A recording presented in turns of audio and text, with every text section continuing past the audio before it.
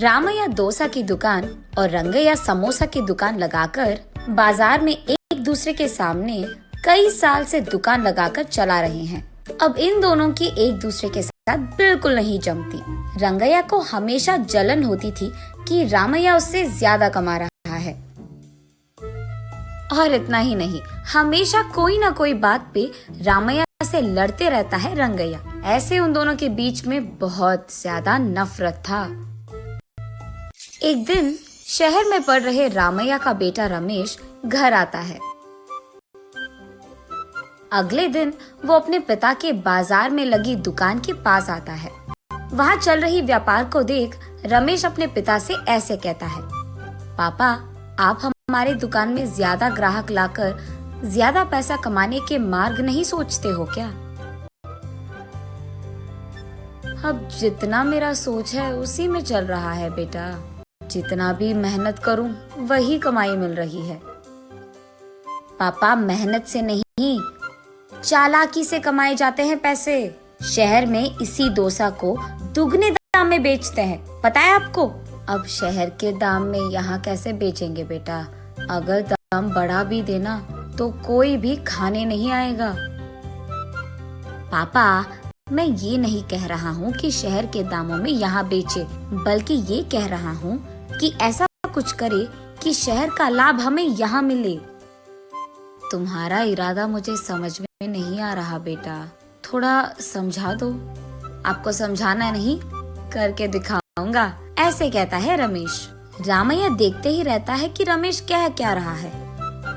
और इतने में रमेश उनके दुकान के बाहर एक बोर्ड डालता है। उस पे लिखता है कि हमारे दुकान में जो भी ये स्पेशल डोसा खाएगा उसको 10 साधारण डोसा फ्री में मिलेंगे, और जो भी डोसा आप खाओगे उसके भी पैसे नहीं देने पड़ेंगे। पर अगर स्पेशल डोसा खा नहीं पाए तो 10 डोसा का पैसे देना होगा, ऐसे लिख देता है।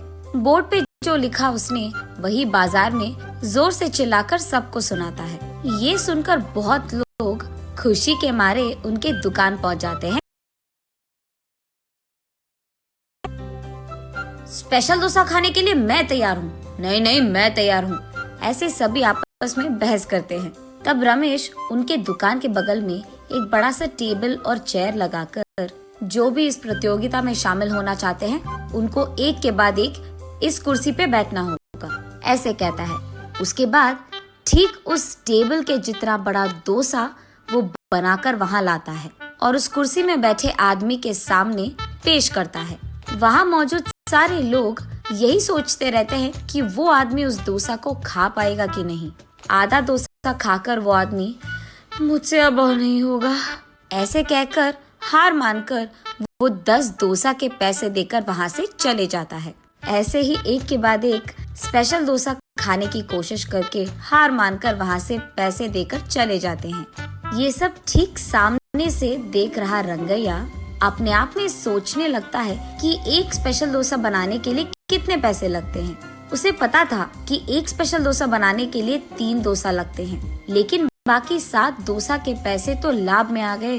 तब उसे समझ आता है और कहता है, बाप रे, ये 3 डोसा बनाकर 7 डोसा का लाभ ले रहा है। बस रंगैया को जलन होती है।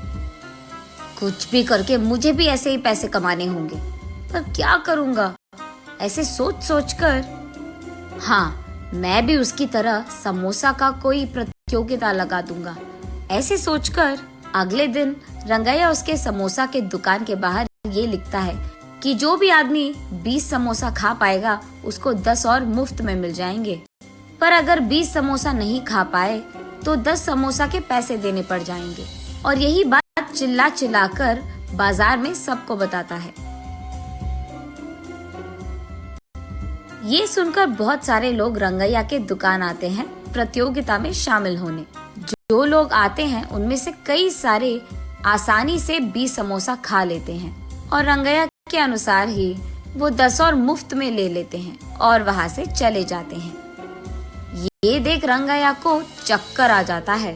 शाम से पहले ही आधे से ज्यादा समोसा खत्म हो जाते हैं। उसके बाद कई सारे लोग वहाँ पे आकर, हम भी खाएंगे समोसा, हमें भी दो, कहते हैं। इस कारण रंगैया को बहुत गुस्सा आ जाता है।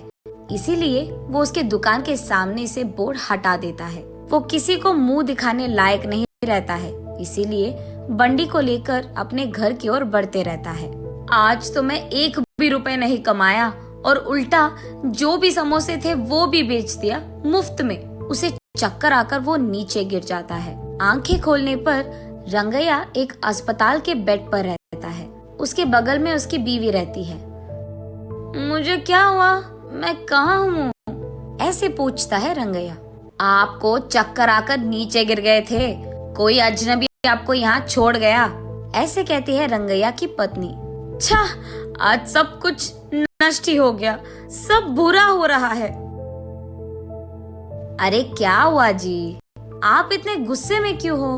वैसे आप शाम तक घर की मुंह भी नहीं देखते हैं, लेकिन आज दोपहर से पहले आपके समोसे खत्म हो गए और आप घर भी आ रहे थे।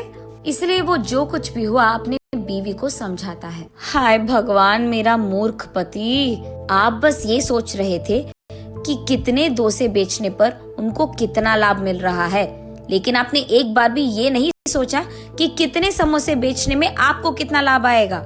ये प्रतियोगिता शुरू करने से पहले आपको ये सब सोचना था, आपने सोचा भी नहीं, ये तो होना ही था। तब रंगैया को समझ आता है कि किसी और को देखकर हमें वही काम नहीं दोहराना चाहिए और पहले खुद की देखना चाहिए।